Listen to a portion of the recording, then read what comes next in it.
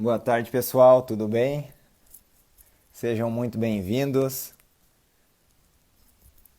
Breno, Camila, Rangel, Jéssica, sejam muito bem-vindos. Boa tarde, pessoal. Me chamo Matheus Ferrarezo, para quem ainda não me conhece. Por favor, alguém me dá um sinal se vocês estão me escutando. Eu estou com o microfone no fone de ouvido aqui. Se alguém fizer um certinho, eu responder aí que sim, que está escutando, tá ótimo. O pessoal ainda está entrando. Aí, eu acho que isso aí foi um certinho que estão escutando, né? Tá ótimo, Gel, muito obrigado.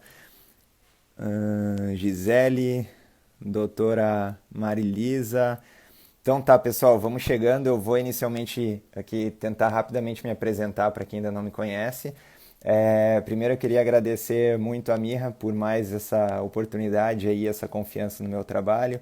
Eu me chamo Matheus Ferrarese, sou profissional de educação física e sou da cidade de Porto Alegre, aqui no Rio Grande do Sul, né? E trabalho como consultor técnico da Mirra aí já desde o início da chegada dos equipamentos no Brasil. É, Rapidamente, assim, só para vocês terem uma ideia do que eu faço em relação à eletroestimulação. Como eu comentei, eu sou formado em educação física, mas há 7 anos já eu trabalho com eletroestimulação. O meu estudo de mestrado foi utilizando eletroestimulação local e eu estou no último semestre aí do doutorado. Se o vírus aí ajudar, eu acabo até agosto, né? E é estudando eletroestimulação de corpo inteiro. E eu também tenho um estúdio de eletroestimulação, né, a Perforce aqui em Porto Alegre, já há 2 anos e um pouquinho.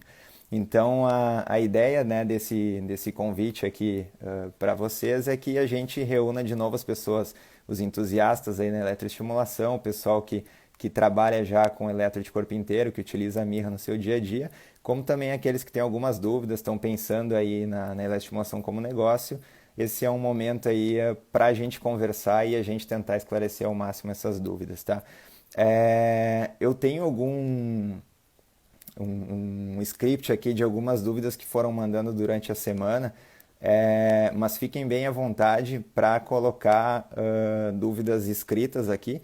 E quem tiver alguma dúvida um pouco mais, não sabe direito como escrever de repente, ou ela é muito longa ali para escrever, e se sentir à vontade em falar comigo, me dá um sinal aqui e me solicita a entrada, que daí eu aciono aqui, a gente divide a tela e faz a pergunta ao vivo mesmo, falando comigo aqui. Já aproveita para se apresentar rapidamente aí para o pessoal e a gente ir se conhecendo cada vez mais. Certo, pessoal? Eu acho que eu vou começando aqui. Eu não sei se eu conheço todos que fizeram a pergunta. Já vi que o Magno acabou de entrar, que eu ia começar por uma pergunta que acho até que foi ele que fez. Seja muito bem-vindo aí, Magno. Então vamos começar e se por algum motivo alguém entrar aí e quer repetir alguma coisa, por favor, escreve aqui, que daí a gente retoma uma pergunta mesmo que ela já tenha sido falada, tá?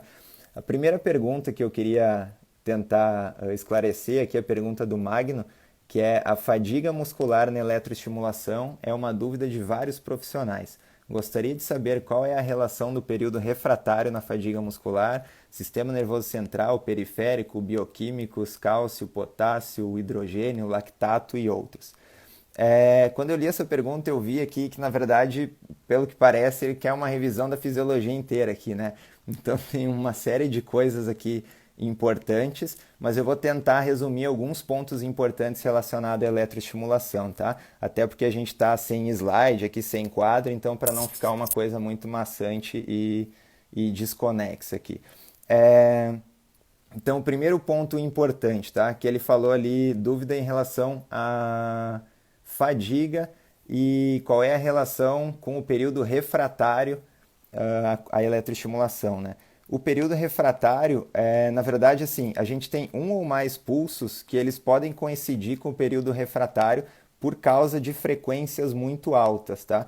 Então, assim, só para a gente lembrar, quando a gente tem um potencial de ação, a gente tem algumas fases, né? Então a gente tem a despolarização da membrana, a gente tem o pico, a gente tem a repolarização e a gente tem um período refratário lá embaixo quando vai acontecer uma hiperpolarização.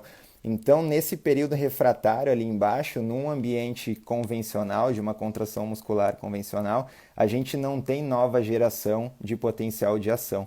Só que quando a gente utiliza uma eletroestimulação, como a gente pode trabalhar com frequências muito altas, frequências suprafisiológicas, pode acontecer de um ou mais pulsos eles coincidirem com esse momento do período refratário e ainda assim gerarem uma nova despolarização. Só que isso, quanto mais acontecer, maior vai ser a dificuldade de uma repolarização e pode chegar um momento, e isso está diretamente relacionado a quanto maior for a frequência, né, desse pulso, desses pulsos no caso, dessa corrente elétrica, maior a chance de chegar num momento onde nada mais vai acontecer, onde a gente chega num momento de inibição total, que é aquela história do fenômeno de Wendenskei. Lembra desse? Ou a fadiga de alta frequência, que a gente fala bastante nos cursos, né?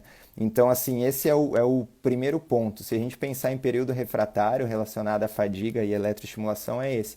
Por causa de altas frequências, a gente pode conseguir que exista uma despolarização durante o período refratário, só que quanto mais frequente isso for acontecendo, maior vai ser a dificuldade dos potenciais de ação acontecer e mais provável que vai chegar um momento onde vai acontecer a inibição total, que é o famoso fenômeno de Wendenskei ou fadiga de alta frequência. Todas as outras situações que tu colocaste ali, relações bioquímicas, cálcio, potássio, hidrogênio, lactato e tal, a gente deve pensar como uma contração muscular voluntária, tá? Então, assim, se o motoneurônio, se ele for despolarizado, todas as etapas fisiológicas musculares vão acontecer. Então, esse é o grande detalhe. Se tu não tiver numa fadiga de alta frequência, se tu tiver gerando potencial de ação, todos os fenômenos fisiológicos da contração vão acontecer. Então, vai ter a saída de cálcio, entrada de potássio, ativação da bomba de sódio e potássio, tudo vai acontecer de uma forma normal, vai acontecer uma contração muscular como qualquer outra. O grande detalhe é que pode não acontecer se a gente trabalhar com fadiga, com frequências muito altas, tá? Mas se acontecer, vai ser normal como qualquer contração muscular. Eu acho que eu posso ter respondido. Magno, por favor, dá uma avaliada aí se tem alguma outra coisa dentro dessa pergunta que tu quer que a gente explore um pouco mais, me dá um sinal, ou daqui a pouco me sinaliza aqui para eu te chamar, eu te abro ao vivo aqui e tu explora um pouco melhor essa pergunta e a gente vê se a gente consegue melhorar ela, tá? Aí vamos seguir aqui para a próxima. Deixa eu só confirmar de novo, vocês estão me ouvindo bem, né? Tá? Ah, já vi aqui respondeu, então acho que estão me ouvindo bem, sim. Beleza, agora a próxima pergunta é... Eu vou seguir aqui, tá? Mas fique à vontade para interromper ali com outras perguntas que daí na sequência eu vou pegando. Próxima pergunta também é do Magno. A modulação da corrente de 2.000 Hz, 2.500 Hz, 4.000 Hz e outros em 7 Hz, 20 Hz, 50 Hz e outros, qual a diferença da estimulação modulada e a pulsada? Tá, aqui, pessoal, tem um cachorro aqui, tá? E talvez ele lata, ele acabou de aparecer do meu lado aqui, então não dei muita bola. Eu acho que aqui nessa segunda pergunta houve uma confusão de situações aqui que a gente vai tentar esclarecer, tá? Então, primeiro, a modulação de correntes de 2.000, 2.500 e 4.000 Hz. Isso são correntes que a gente chama as correntes de média frequência, tá? Então, por exemplo, ali 2.500 Hz a gente tem a famosa corrente russa, 4.000 Hz tem a corrente Alce, ou corrente australiana. São correntes de média frequência. Então, guardem essa informação.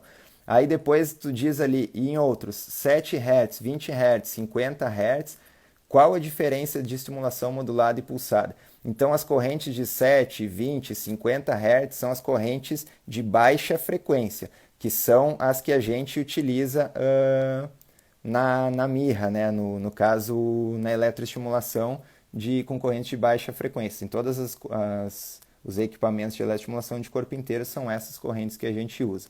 Aí o que acontece? Provavelmente tu colocaste ali diferença da estimulação modulada e pulsada. Então vamos tentar clarear um pouco mais. A gente tem basicamente 3 tipos de corrente, tá? A gente tem a corrente contínua ou direta, que é a famosa corrente galvânica. A gente tem a corrente alternada, que seria a corrente russa, por exemplo, e a gente tem a corrente pulsada, que seria a corrente mirra, tá? Aí dentro da corrente alternada, a gente tem as frequências, né? No caso, os tipos de correntes de frequência, tá? Que seria a frequência portadora e a frequência modulada. Então, por exemplo, uma frequência portadora de 2.500 e uma frequência modulada de 50 Hz, por exemplo, tá? Só que assim, eu quero te pedir licença para, se a gente puder tratar especificamente desse assunto, se a tua dúvida é sobre a corrente russa, depois tu me chama no privado, a gente vai fora da live, porque esse conteúdo ele confunde muito a cabeça das pessoas, porque é uma corrente que a gente nem usa na mirra e nenhum outro equipamento de corrente de corpo inteiro, de estimação de corpo inteiro. E se eu começar a falar de corrente portadora, corrente, enfim, que não é a nossa, muito provavelmente eu mais vou atrapalhar do que clarear as ideias do pessoal. Então, vamos lá, daí qualquer coisa tu me chama depois, tá? Mas só resumindo, então, os três tipos de corrente. A corrente direta ou a galvânica, ela flui só em um sentido. Aí depois a gente tem a corrente alternada. A corrente alternada, ela flui em dois sentidos, né? No caso positivo e negativo, ela vai e volta, só que ela não tem intervalos entre os pulsos. E a corrente pulsada, ela flui nos dois sentidos também, só que ela tem um intervalo entre os pulsos. Então ela vai e volta um intervalinho, vai e volta e um intervalinho. E a que a gente usa, né, a mirra, ela é uma corrente pulsada, tá? Então, tentando responder ali um pouco a tua pergunta, diferença de estimulação de modulada e pulsada. Então, modulada, ela está dentro das correntes de média frequência, a gente não vai discutir agora. E daí a pulsada, na verdade, ela é um tipo de corrente que ela está diferente entre pulsada, alternada ou contínua, tá? Então, fazer um resumo da corrente que a gente usa na mirra, na eletroestimulação de corpo inteiro. Ela é uma corrente quadrada, pulsada, bifásica e simétrica, certo? Então a gente jamais vai usar corrente alternada, a gente jamais vai usar corrente direta. Então essas características que eu falei agora são outros tipos de corrente, porque você questionou, mas que a gente não usa na eletroestimulação de corpo inteiro. A eletroestimulação de corpo inteiro, ela sempre vai ser quadrada, bifásica, pulsada e simétrica, certo? Eu vi ali que tu corrigiu ali depois 2.500 por 50, então qualquer coisa depois a gente segue falando no privado ali para não confundir o pessoal, tá? Então vamos dar um segmento aqui. Oi Maria Luísa, tudo bem? Vivi, Ba Studios, Evolt, sejam muito bem-vindos. A gente já respondeu algumas coisas aqui, mas por favor façam mais perguntas aí que a gente dá seguimento. Eu até não disse no início aqui, mas a ideia é que essa live tem uma duração aí aproximada de uns 40 minutinhos, então não é para ser muito cansativo, mas se tiver mais conteúdos aí vão escrevendo e a gente vai tentando responder, certo? Tobias, seja muito bem-vindo também. Pergunta 3 é do Kiko. Deixa eu só dar uma olhada se o Kiko está por aqui. Se não, eu pulo para 4, porque eu acho que eu não vi ele entrar aqui para não responder. Aí se ele não chegar, eu respondo de qualquer jeito. O Kiko ainda não está aqui, então vamos passar para a próxima, depois eu volto nessa. Se ele não chegar, eu respondo. Lucas Paz. De cabeça, assim, não me lembro do Lucas. Se tu tiver por aí, dá uma acenada aí, por favor, Lucas. Qual a melhor forma para o treino de hipertrofia? Frequência, largura de pulso, 3 pontinhos. Quando a gente pensa em treino de hipertrofia, o Kiko acabou de entrar, então depois eu volto para a pergunta dele. Quando a gente pensa em hipertrofia na eletroestimulação, muito mais do que pensar na frequência, a gente tem que pensar na intensidade e nos fatores excêntricos que a gente vai estimular, o que a gente vai ter, certo? Então, o que eu quero dizer com isso? Não adianta nada eu chegar lá e botar assim, essa é a melhor frequência. Eu vi que o Evolution Studio quer participar do meu vídeo. Vocês que fizeram essa pergunta, Evolution. Já te chamo aqui então. Então, voltando. Não adianta nada eu acertar a frequência. Então, acertar no sentido assim, eu li lá no estudo que 55 Hz é a melhor frequência. Beleza, tu vai lá e bota 55 Hz. Mas aí eu colocar uma intensidade que eu vou fazer cosquinha no meu aluno. Não vai hipertrofiar absolutamente nada, não vai mudar nada. Então, dentro dessa lógica, é muito simples para vocês entenderem, que é aquela lógica da musculação. Se tu lê num artigo, tu vai ver lá, a melhor série para hipertrofia é 3 séries de 10 repetições. Aí tu diz para o teu aluno 3 séries de 10. E daí ele vai lá e ele coloca um peso que ele faria 30 repetições tranquilamente. Aquilo ali não vai gerar hipertrofia porque não é o número de repetições que importa, e sim a carga que a gente coloca. É mais ou menos dentro dessa lógica que vocês têm que pensar que para eu ter efeitos de hipertrofia, eu tenho que pensar em intensidade antes de qualquer coisa, tá?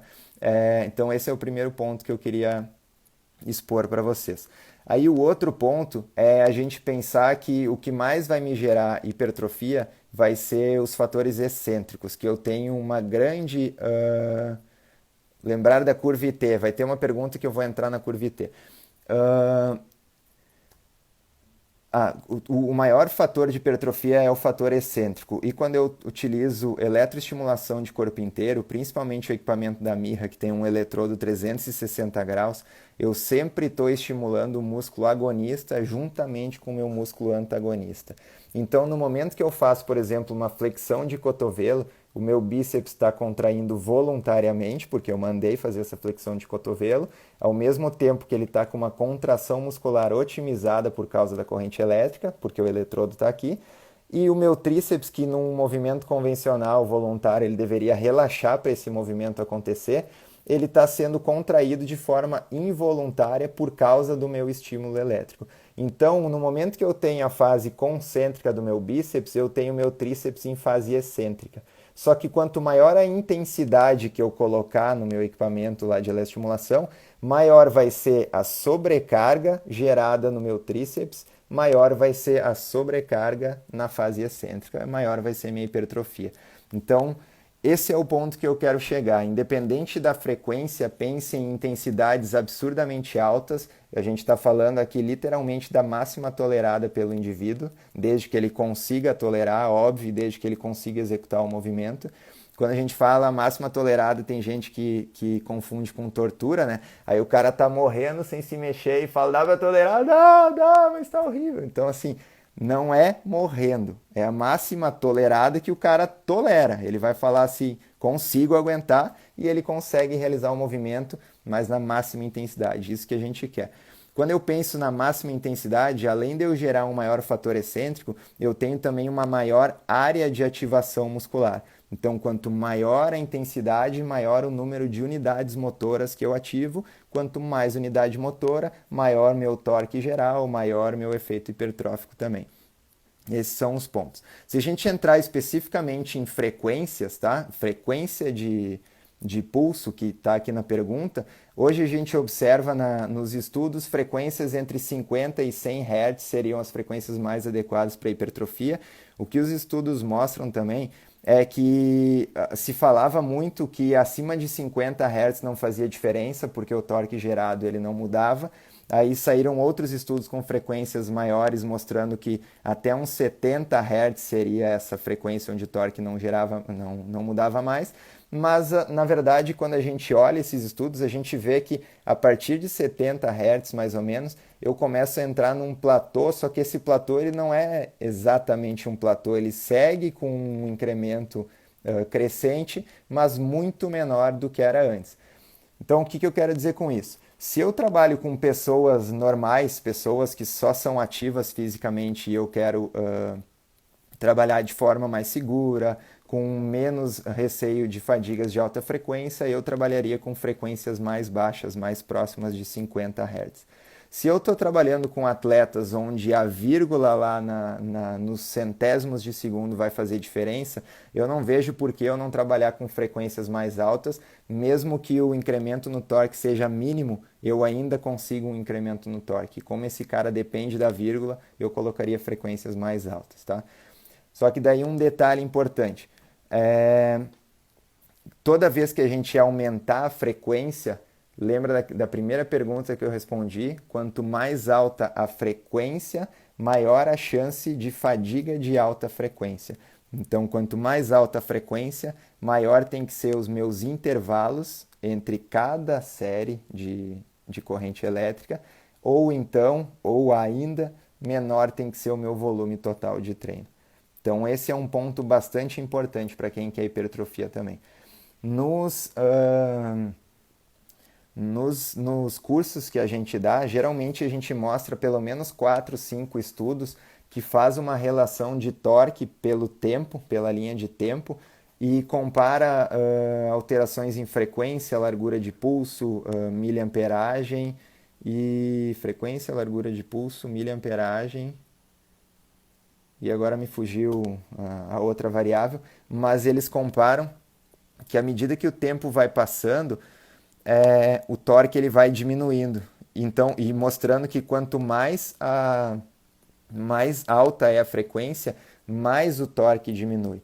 E quem trabalha com hipertrofia sabe que o torque total, né, o trabalho total ao final do treino é o que vai me dizer se eu vou hipertrofiar ou não. Então, quanto maior meu trabalho total ao final do treino, maior meu resultado. E se eu pensar por essa lógica, não adianta nada eu gerar um torque bem mais alto, com uma frequência bem alta no início, mas rapidamente o meu torque ir caindo por causa da minha fadiga de alta frequência. Então, para que isso não aconteça, ou eu regulo bem minha frequência, deixando ela mais próxima ali dos 50, ou então eu aumento os meus intervalos entre os estímulos elétricos, ou eu diminuo bastante o meu volume total de treino, certo? Eu sei que é muito conteúdo aqui, sem nada de imagem também, mas pelo que eu estou vendo que a maioria desse pessoal aqui já fez curso também e tal. Então, à medida que eu vou falando, vão me dando algum feedback aí se tem que ir mais devagar, se tem que falar de alguma outra forma, se precisa desenhar. Eu até colei um cartaz na parede aqui, de repente, dependendo do que for, até posso desenhar alguma coisa, certo? Então, assim, resumindo, para quem quer hipertrofiar, tá? Bem resumido. Pensa em intensidade, a máxima intensidade tolerada. Segundo ponto, fator excêntrico. Quanto mais movimento esse cara realizar com uma intensidade alta, mais momentos excêntricos ele tem, maior é o efeito hipertrófico. Terceiro ponto, frequência entre 50 e 100 Hz. Quarto ponto, intervalos adequados, tá? Para uma hipertrofia se fala em ciclo de trabalho de 33,3% mais ou menos, que seria o tempo on pelo dobro do tempo off. Então, 4 segundos de tempo on, 8 segundos de tempo off para uma pessoa destreinada. O cara que é treinado se fala em 50%, até 50%, então seria 4 por 4, que é a corrente de força que a Mirra oferece, certo? Acho que eu dei uma respondida. Qualquer coisa, me sinalizem, tá? Um ponto que eu falei de intensidade máxima tolerada lembrem que na eletroestimulação a gente sempre percebe a corrente pela via sensitiva antes da via motora. Então a gente sempre sente o formigamento antes daquela corrente gerar um movimento ou uma tensão muscular. Então é muito comum os nossos alunos pegarem e tu falar assim, e aí, tá sentindo? Tá legal? Ele, não, tá beleza. Só que ele tá só no formigamento. Se ele ficar só em ativação de via sensitiva, ele não vai ter efeito hipertrófico. Então ele tem que sentir além disso. Ele tem que sentir carga no músculo. Ele tem que sentir o músculo praticamente mexendo sozinho, só que óbvio que ele tem que tolerar aquilo. Nem todo mundo tolera isso desde o início. Mas cuidado para vocês não fazerem as perguntas erradas, tipo assim, tá sentindo? Porque tá sentindo, ele pode estar só no formigamento, ele vai te responder, tô sentindo, e tu acha que tá mandando bem e tu tá dando uma carga lá embaixo, certo? Tô vendo aqui o pessoal super claro, então acho que eu tô respondendo. Perguntando de doenças, depois a gente entra um pouquinho. Tempo on, tempo off, frequência, largura de tempo, real base. Certo, essa aí da real base, essas coisas, o Kiko perguntou aqui, eu vou responder na pergunta dele aqui também. O pessoal perguntando convencimento, o que vocês têm adotado neste momento da quarentena para atendimento a domicílio. Podemos entrar um pouco nisso. Depois eu vou dar tentar dar uma explanada sobre isso também. Uma pergunta aqui prática. Ó. Oi, é possível pausar o treino e em seguida continuar sem desligar? Eu vou guardar essa mais para frente aqui também, tá? Não, já vamos responder essa aqui para eu não me perder. Como é que funciona para pausar o treino sem desligar, tá? Pausar o treino sem desligar, tu vai lá no botão grandão da intensidade e baixa tudo para o zero. Ele para de transmitir corrente para todos os eletroestimuladores e o tempo não para, não acontece nada, tá? Por que que não se pausa um treino e depois se volta ele de onde estava? Porque a corrente elétrica, isso é um fator de segurança primordial que tem no equipamento da Mirra, tá? Então isso não é defeito, essa coisa simples não é esquecimento. Isso é um padrão de eletroestimulação segura, tá? A corrente elétrica, o nosso corpo ele se acomoda com a corrente elétrica, com o estímulo elétrico de uma forma muito fácil, tá? Se por algum motivo, digamos que o aluno de vocês lá, ele fez alguma coisa ou, sei lá, precisou tomar água no meio do treino, tá muito intenso e tu quer dar uma parada no estímulo, mas o treino vai continuar. Se tu dá um pause naquele teu treino, todas as cargas vão continuar no mesmo nível. Então tu tem lá embaixo, lá, digamos lá na coxa, 85 lá, marcando 85 miliamperes, ali em cima está no 90, está tudo intenso, e daí ele para ali, ele fica 30 segundos tomando uma água. 30 segundos, tá? Não precisa 2 minutos, não precisa 3 minutos, é 30 segundos. Quando tu voltar, se tu deixar as mesmas intensidades e der o start, esse cara vai tomar uma porrada e vai reclamar que está tudo muito forte e dolorido. Porque o corpo em 30 segundos já vai ser o suficiente para ele desacomodar a corrente e já ser necessário intensidades mais baixas.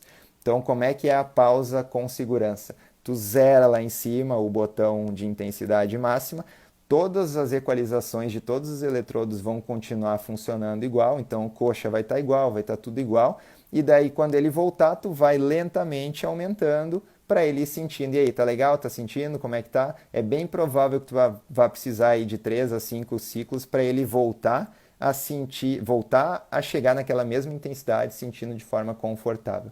Se tu simplesmente pausar e voltar na mesma intensidade, que seja 30 segundos depois, o cara vai tomar uma porrada. Se for na primeira aula, talvez ele nem volte, porque ele vai tomar um susto bem desconfortável, tá? Então, por isso que não existe um botão de pausa em qualquer eletroestimulador sério, por causa de segurança, tá? Vamos voltar aqui, então, pergunta do Kiko. Regulagem de... Na verdade, não é pergunta, né? Ele largou uma frase aqui. Regulagem de cronaxia individual. Vamos lá. Regulagem de cronaxia individual, tá? Primeiro, para a gente falar de cronaxia, a gente tem que entender os conceitos de cronaxia, e para a gente entender o conceito de cronaxia, a gente precisa entender o conceito de reobase, tá? Então, primeiro, a gente jamais vai regular cronaxia individualmente, porque a gente não regula nunca cronaxia. Cronaxia é uma variável fisiológica, é o que a gente responde no nosso corpo, tá? O que a gente mexe, o que a gente regula e que tem interferência da cronaxia é a duração do pulso ou a largura do pulso. Então, quando as pessoas falam assim, eu vou fazer um treino com cronaxia X e com não sei o que, na verdade não é com cronaxia, vocês vão fazer um treino com uma duração de pulso X ou com uma largura de pulso Y, tá? Esse é o primeiro ponto. Então, para a gente entender o que é cronaxia, primeiro a gente tem que entender o que é reobase. Reobase é um conceito que seria a menor intensidade necessária para que eu gere um potencial de ação a uma largura de pulso infinita, tá? Para quem nunca ouviu, é confuso no início. Então, é a menor intensidade a uma largura de pulso infinita. Pensem o seguinte, se eu pegar aqui, isso aqui é um pulso, se eu colocar uma largura de pulso infinita, tá? O pulso nunca acaba. Isso a gente na prática seria uma largura de pulso de 1 segundo. Na fisiologia isso é considerado largura de pulso infinita, tá? Aí eu vou testando no indivíduo 1 miliampere por 1 miliampere para ver quando o músculo dele vai responder. Então eu vou colocar ali intensidade 1 miliampere, intensidade 2 miliampere, 3, 4, eu vou subindo devagarinho. O músculo dele começou a responder, opa, achei a réu base. Então, a réu base é a menor intensidade que o músculo começa a responder, e daí, para eu não ter interferência de outras variáveis, eu deixo a largura de pulso no infinito, porque eu quero descobrir a intensidade. Descobrir a réu base, tá? Digamos que seja 7 mA a réu base. Para eu achar a cronaxia e não ter interferência da intensidade, então eu vou dobrar essa intensidade. Então, se eu achei 7, eu vou botar lá no aparelho 14 de mA, 14 de intensidade, e daí eu vou aumentando devagarinho a largura do pulso. Eu vou ali 0, 50, 80, 100. Chegou lá nos 250, o músculo começou a responder. A cronaxia daquele músculo é 250 microsegundos, certo? Então, o que eu quero deixar claro com isso? A cronaxia é uma variável fisiológica, é qual é a menor largura de pulso que aquele músculo responde a um estímulo. Tá, feito. Feito isso, eu mostrei aqui para vocês, isso aqui é um pulso, tá? Um pulso de 50 miliamperes por 200 microsegundos. Então, essa área aqui é o que é entregue para o meu músculo. Se eu tiver um pulso de 200 miliamperes, olha, é bem mais alto, e 50 microsegundos, eu tenho uma área que é entregue essa corrente. Se eu botar um em cima do outro, essa área é a mesma. Então, a corrente entregue, digamos assim, ou a intensidade total, ela é a mesma. Então, o que eu quero dizer com isso? Sempre para eu gerar um estímulo, para eu gerar um potencial de ação, eu preciso atingir o limiar de excitabilidade do meu motoneurônio lá que eu quero estimular. Para eu atingir esse limiar de excitabilidade, eu tenho que ter uma intensidade total suficiente para atingir esse limiar. E essa intensidade total independe se é via miliamperagem, se é via intensidade do sinal mesmo, ou se é via tempo que esse sinal vai durar, via largura de pulso. Isso não tanto faz, tá?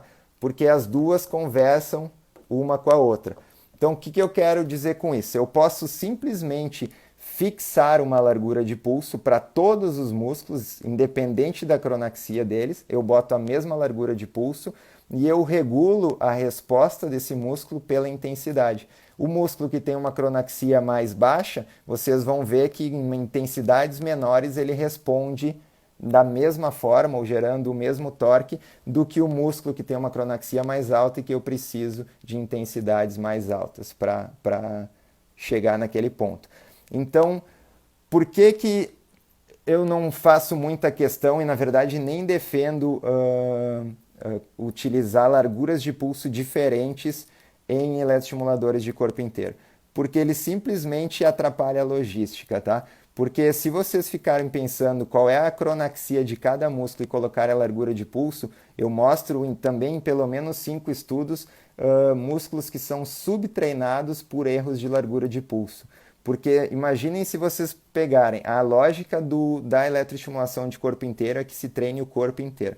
Os nossos alunos, eles treinam geralmente de 1 a 2 vezes por semana, certo? Se vocês pegarem e fizerem como algumas pessoas falam assim, eu vou fazer um treino com cronaxia de braço, por exemplo. Daí o cara vai lá e ele coloca uma largura de pulso de 150 microsegundos. Eu garanto para vocês que a coxa desse indivíduo nesse treino vai ser absurdamente subtreinada, porque vai faltar miliamperagem para que a intensidade seja suficiente para estimular aquela coxa que tem uma cronaxia mais alta numa largura de pulso tão baixa. Então, quando que eu usaria cronaxias diferentes? Eu usaria cronaxias diferentes com eletroestimulação local e só se eu tivesse a possibilidade de fazer um teste de cronaximetria e medir a cronaxia daquele músculo. Medindo a cronaxia daquele músculo, eu sei de fato como ele vai responder. Se eu me basear pelas médias que os livros dão, é muito provável que eu vou errar. Então, para não errar, eu geralmente fixo a largura de pulso lá em cima, porque mesmo eu chegando à largura de pulso limite da mirra, que é 400, eu ainda estou em zona exclusivamente motora e a chance desse cara ter desconforto é praticamente zero por causa da largura de pulso. Se eu pensar em larguras de pulso de 700, 800 ou acima de 1000 microsegundos, aí eu estou falando em zona nociceptiva e daí eu teria que recalcular. mas como o limite dos nossos eletroestimuladores ficam em zona motora e não zona nociceptiva, não tem por que eu me preocupar em baixar essa largura de pulso pensando em conforto para o indivíduo. É muito mais provável que eu vou estar subtreinando algum grupo muscular do que dando conforto para ele, tá? É... E outra, no último curso que a gente fez lá em... Eu não lembro se foi no de Recife ou no último em São Paulo, que a gente fez a avaliação da cronoximetria ao vivo ali, e e daí fazendo ao vivo, a gente viu ali que eu acho que era na coxa do indivíduo. Bah, não me lembro qual músculo era, mas era algum músculo que a gente estava esperando lá 300 ou 200, a gente achou em 150, alguma coisa assim. Então, se eu não tiver como medir, como avaliar a cronoximetria, eu sempre chuto para cima, dentro de um limite motor, então até 400 ou 500 de largura de pulso, se o equipamento tiver, e vou alternando ali, eu vou ajustando, na verdade, a intensidade simplesmente pela miliamperagem. É muito mais correto e mais logisticamente muito mais fácil. Vamos seguir adiante, tá pulando um monte de perguntinha aqui, mas eu tenho algumas que já mandaram durante a semana, eu vou tentar responder, tá? Vamos ver. Qual a melhor forma para o treino de hipertrofia? Isso aqui eu respondi, né? Ah, sim, porque eu voltei por causa da que o Kiko ainda não estava. Tá. Os treinos de potência muscular seguem os mesmos parâmetros que os treinos para hipertrofia? Ahn, Na verdade, assim, a gente já tem, pensando em potência muscular na eletroestimulação, a gente já tem uma grande vantagem pela característica de recrutamento muscular da eletroestimulação, tá? Então, independente do que vocês fizerem, a gente já sabe, isso já está muito bem descrito na literatura, que a prioridade de ativação muscular é fibra tipo 2x, fibra tipo 2B no caso, tá? As fibras de força, as fibras de velocidade. Por causa da característica mesmo, porque a gente trabalha com um eletrodo sobre a pele, então os motoneurônios mais proximais ali, né, mais periféricos, digamos assim, são dessas fibras musculares, elas são mais responsivas, são mais calibrosas, então são os tipos de fibra que, independente de qualquer coisa, vão ser muito mais estimuladas.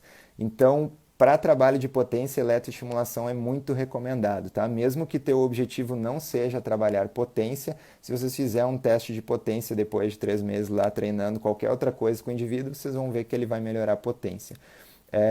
Por isso também que é muito recomendado para idosos, justamente porque é o tipo de fibra que eles mais têm perdas ao longo dos anos, tá? Quando a gente pensa em potência, além de pensar nesse sentido, a gente tem que pensar principalmente em volume, intervalo e intensidade, tá? Mesma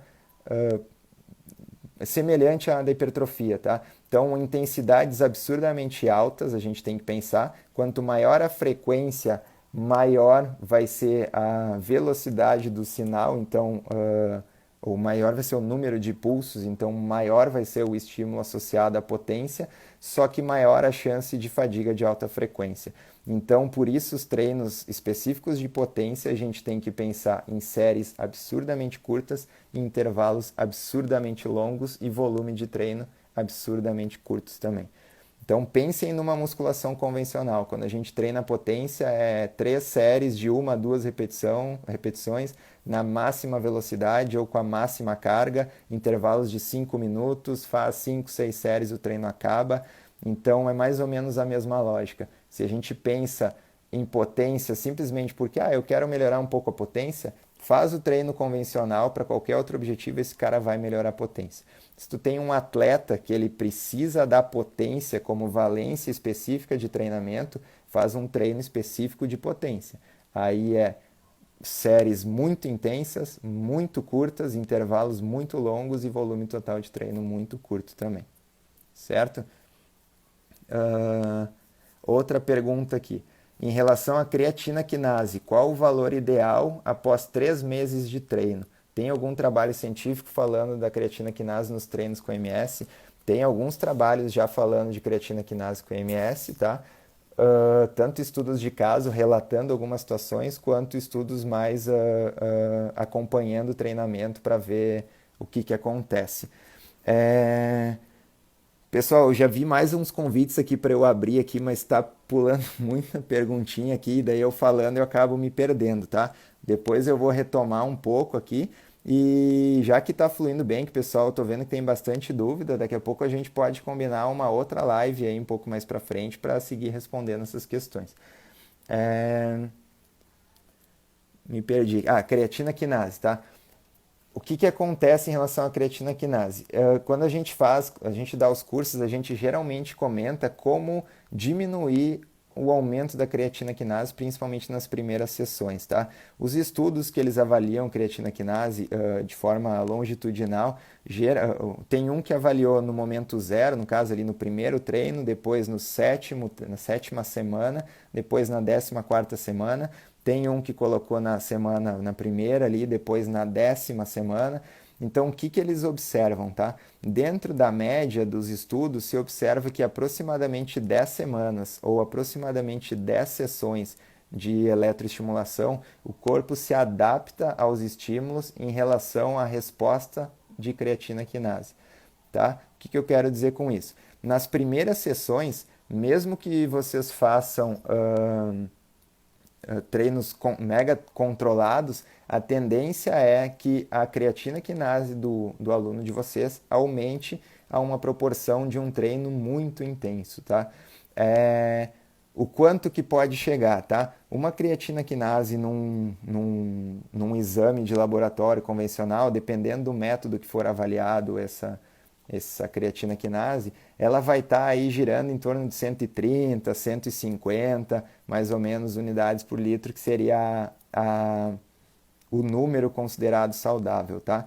Quando a gente faz um treino intenso, tu vai numa academia, faz um treino muito intenso, a expectativa de uma pessoa responsiva a aumentos de creatina quinase é em torno de 300 a 500, então ela aumenta de 3 a 5 vezes, tá? O diagnóstico me fugiu a palavra agora, de rabdomiólise, que é o que todo mundo se preocupa bastante, ela geralmente é um aumento de 10 vezes, então seria acima de 1.100, 1.200 de creatina quinase, associado com outros fatores, que é febre, diminuição de limitação de movimento articular, urina escurecida, uma série de outras variáveis, mudança de potássio, sódio, então são outras variáveis associadas, tá? Mas se a gente pegar, por exemplo, um cara que corre uma maratona ou faz um crossfit intenso e avaliar essa creatina quinase dele pós algum tempo, ele chega facilmente a 2.000, 2.500 de creatina quinase. E se tu pegar a média de jogadores de futebol hoje, todos os dias ao longo da semana, tem estudo mostrando que gira entre 500 e 800. Então, o que eu quero dizer com isso? Tudo depende, esse número depende do volume muscular do cara, depende da responsividade ao aumento de creatina quinase, depende se ele toma alguma medicação, depende de uma série de fatores, tá? Mas o que a gente sabe? As primeiras 10 semanas, primeiros 10 treinos, parece que é onde tu mais tem que tomar cuidado para que essa creatina quinase não suba e que esse cara não tenha problemas. Os principais cuidados são diminuir tempo de treino e diminuir ao máximo os movimentos e velocidade de execução. Quanto mais isometria, menos fator excêntrico, menor incremento de creatina quinase, certo? E daí a expectativa é que depois de 10 semanas, mais ou menos, se tu dosar creatina quinase de novo, deve estar beirando um treino intenso normal. Então deve subir a 300, 500 e deve voltar. Aí o que vocês têm que ter cuidado? Essa creatina quinase, num treino convencional, ela tem o pico dela marcado entre 24 e 48 horas. Num treino de eletroestimulação, o que os estudos mostram é que o pico é em torno de 72 a 96 horas. Então ela demora muito mais para cair. Então, se um aluno de vocês for fazer um exame de sangue, no caso, orientem ele, expliquem que vai mudar esse marcador, né, se ele for medir, e orientem ele para ou avisar o médico, ou vocês conversem com o médico, ou então, no mínimo, ficar uma semana sem treinar. Se vocês treinarem com ele na segunda e ele for fazer o exame dele na quinta, talvez seja o pior momento, onde mais vai dar alterado, e daí ele ainda vai dizer, ah, mas eu treinei na segunda, não tem problema nenhum. É o momento onde o pico vai estar lá em cima, certo?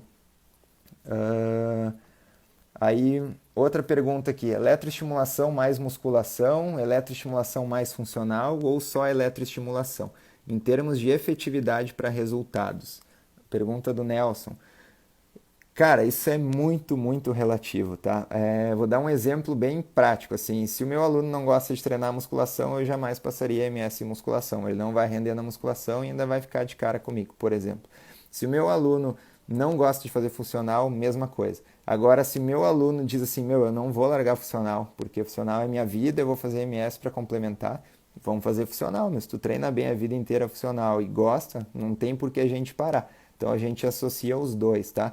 Eu acho que uma coisa que a gente pode complementar em relação a isso é justamente a parte de intervalo entre esses treinos, tá? Quanto mais coisa ele fizer na semana, mais difícil fica a periodização. Mas já tem uma série de estudos, inclusive com atletas, que mostram a eletroestimulação com correntes tetanizantes, frequências de 80 a 90 Hz, com tempos bem razoáveis de 20 minutos de treino, os caras fazendo no contraturno.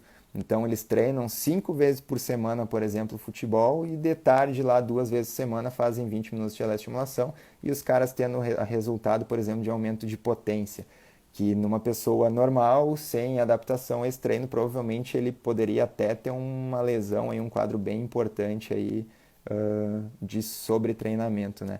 Então tudo depende do teu aluno, da alimentação dele, do sono, da rotina dele, anos de treino, responsividade dele em relação ao treino.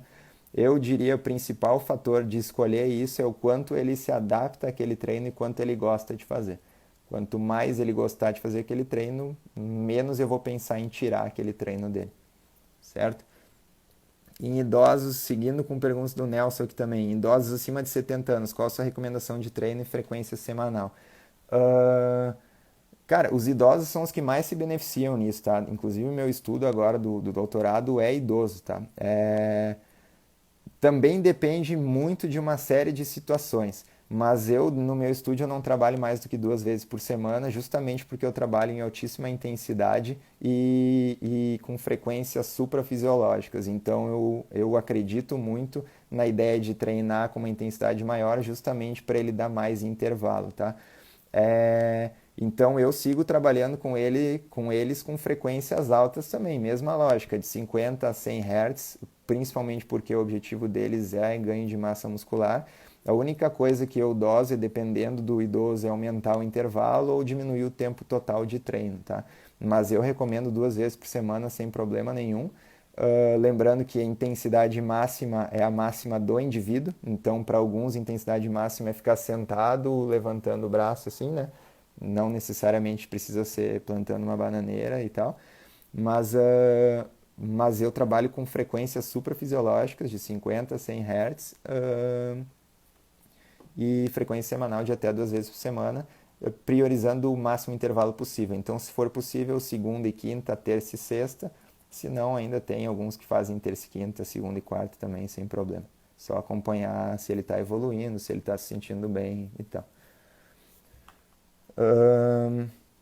Seguindo a pergunta do Nelson aqui, a partir de quantos anos prescreve treinos com MS? Isso também a gente sempre discute nos cursos, tá? Não existe nenhuma regulamentação que proíba ou recomende a partir de X anos, tá? Mas eu, Matheus, isso é uma opinião minha, tá? Então, por favor, fiquem livres para qualquer outra opinião. Isso de fato é uma opinião minha. Eu trabalho a partir de 16 anos, por eu considerar todas as questões hormonais, principalmente aqueles 16 anos que tu vê que o cara está muito desenvolvido ou que a menina está muito desenvolvida, sabe? Porque daí eu acredito que pode ser benéfico para ele. Abaixo disso, por mais que dependendo da situação pode até ser benéfico, eu acho que a criança, ainda é uma criança, né? Ela está num momento de maturação de engrama motor, de maturação hormonal, de uma série de outras coisas que, ao meu ver, é muito mais recomendado que ela vivencie uma série de outras valências físicas, outros ambientes, esportes competitivos para aprender a perder, ganhar, competir em equipe e tal, do que a gente conscientizar ela que um exercício em pouco tempo, em alta intensidade, uma vez por semana faz bem. Eu acho que isso é uma estratégia para alta performance ou para pessoas adultas que não tiveram, que não têm pela sua rotina diária ou que tentam há anos e não têm uma adaptação legal ao exercício e tal. Mas a criança, ela precisa vivenciar o máximo de coisas possíveis, tá? Então eu só usaria em criança se fosse um atleta de elite, tipo assim, o cara tá lá numa Olimpíada, é o meu atleta personal e que eu acompanho a vida inteira e eu quero aumentar lá alguma coisa. Lembrando que esporte de elite não é saúde, então, independente da saúde, ele está visando resultado. Seria talvez o único caso que eu usasse, ou alguma situação específica de doença. Tipo, sei lá, ele tem alguma questão cardiorrespiratória e que a gente sabe que frequências metabólicas ou algum tipo de frequência pode ser benéfico. Mas aí, como o meu estúdio não foca muito em reabilitação, muito menos em reabilitação infantil, eu acabo não atendendo. Certo? Então, assim, meio de praxe, se eu tivesse que te dar um número, seria a partir de 16 anos. Ahn, Sobre o mirra em doenças neuromusculares. Cara, aí começa a complicar bastante. Esse aqui é o HG Quintanilha. Quando a gente começa a entrar em doença, pode ser um tiro no pé. Se eu falar que faz, o cara faz e mata o indivíduo, o Matheus falou que dava para fazer. Então, primeiro ponto, quando a gente trabalha com doença, a gente trabalha sempre caso a caso. Então, a gente tem que olhar o caso, ver a medicação, ver quanto tempo tem essa doença, ver qual é o comprometimento dessa pessoa em relação a essa doença, falar com o médico dela, enfim. Mas se a gente pensar assim, em doenças neuromusculares, vou te dar um exemplo. Por exemplo, assim, ó, doenças neurodegenerativas de caráter progressivo, tá? Esclerose lateral amiotrófica. A gente não faz. É restrição absoluta. Pode entrar junto lá com gestante, marca-passo cardíaco, esclerose lateral amiotrófica. A esclerose, a gente inclusive tem alguns tratamentos que os caras suplementam com oxigênio com a intenção de diminuir a fadiga do indivíduo e retardar o avanço da doença. Então, nesse caso, se tu submeter ele a uma intensidade alta ali de corrente, a chance de tu acelerar a doença é muito grande. Então, nessa situação não é recomendado. Vou te dar um outro exemplo. Alguma doença neuromuscular lá que tenha comprometimento assimétrico. Por exemplo, ele tem que diminuir o tônus dos flexores e aumentar a tensão dos extensores. Com uma eletroestimulação local, eu consigo com mais de um aparelho, ou até com algo, dependendo do aparelho, até com o mesmo aparelho, programar canais para que tenham funções descontraturantes e funções de tonificação, e aos poucos eu conseguir puxar aqui e soltar aqui. Numa eletroestimulação de corpo inteiro, ela não veio para o mercado com essa função. Então, esse é um outro tipo de situação que a gente não conseguiria fazer, ou no mínimo não seria a melhor recomendação. Então, minha sugestão é avaliar caso a caso e pensar se pode ser benéfico ou não, e não ter vergonha de dizer que não é a melhor situação e recomendar para quem seria a melhor situação, tá? Geralmente a gente fala nos cursos que, como a eletroestimulação é uma coisa nova e ela tem uma série de estudos mostrando benefícios para uma série de situações diferentes, começou a surgir profissionais que nunca atuaram com nenhum tipo de situação específica de doença e só porque estão com a máquina de eletro, aparece um aluno e eles querem atender. Então, a minha dica é assim, se não tem conhecimento específico daquela doença, não é porque está com a mirra na mão que precisa atender aquele aluno, ou no caso já não é nem mais aluno, é o paciente, né? Então eu recomendaria para o profissional que trabalha. Então, justamente para não ser um caso aí que a gente fique inseguro e não saiba como fazer. Ahn, Gente, eu não sei o que fazer, tem muita pergunta aqui. Eu vou buscar umas mais do início aqui. E eu tinha combinado com a Mirra aqui que até às 5 eu tinha que acabar. Então eu vou ver aqui no início se eu consigo responder mais algum. Aqui eu peguei do convencimento em relação à quarentena aqui do Marcelo Afonso de Carvalho. Cara, não tem muito como convencer o aluno que não é adepto a outras modalidades e que se apaixonou pela eletroestimulação, tá? Então, assim, o meu estúdio a gente posta treino no Instagram, a gente faz personalizado live com um aluno específico e tenta fazer o treino e liga toda semana, mas tem aluno que já diz, meu, não quero, não gosto disso, muito menos sozinho em casa, então quando vocês voltarem eu volto a fazer. Então, assim, é a briga de sempre, assim, tá? Hoje, se a gente pensar, né, de cada 63% da população brasileira não faz exercício. Então, assim, eu acho que não é esse momento que a gente vai conseguir inverter muito essa situação, assim. Mas mesmo assim, a gente não desiste da luta, assim, tá? No meu estúdio, toda semana os alunos são contatados, pergunto como tá, o que que tá conseguindo fazer, se está fazendo ou não, se precisa de alguma dica de determinada coisa, se quer abrir a câmera na hora para a gente passar um treino, alguma coisa assim.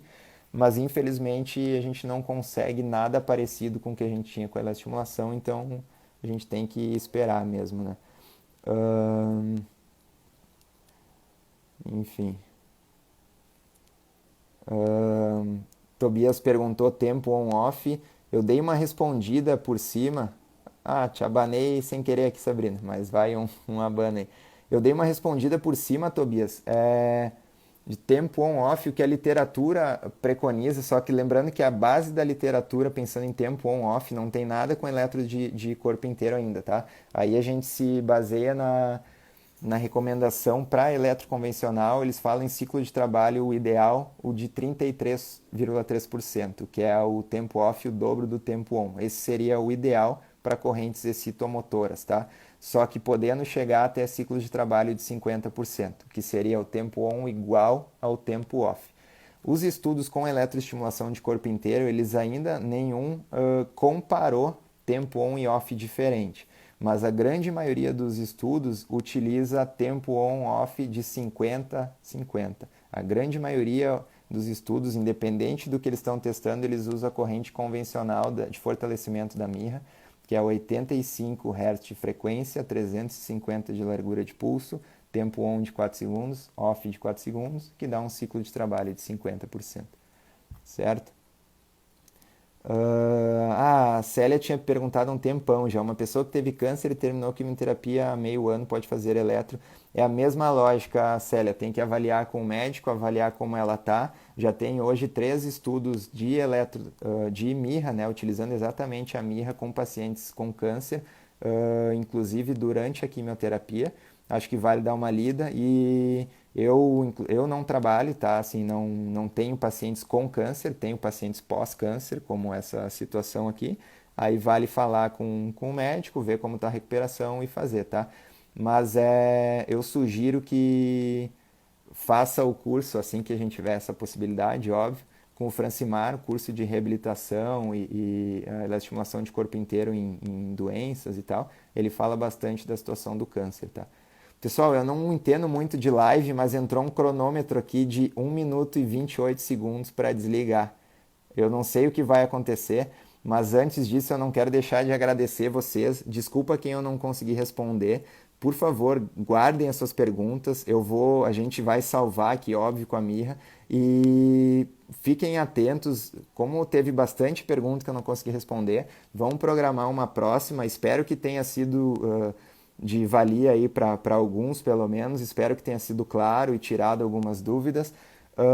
Por favor, sigam a Mirra, me sigam lá e vamos seguir o contato aí. Esse momento é muito importante que a gente siga unido, porque a gente é um atendimento que ele precisa ser presencial, né?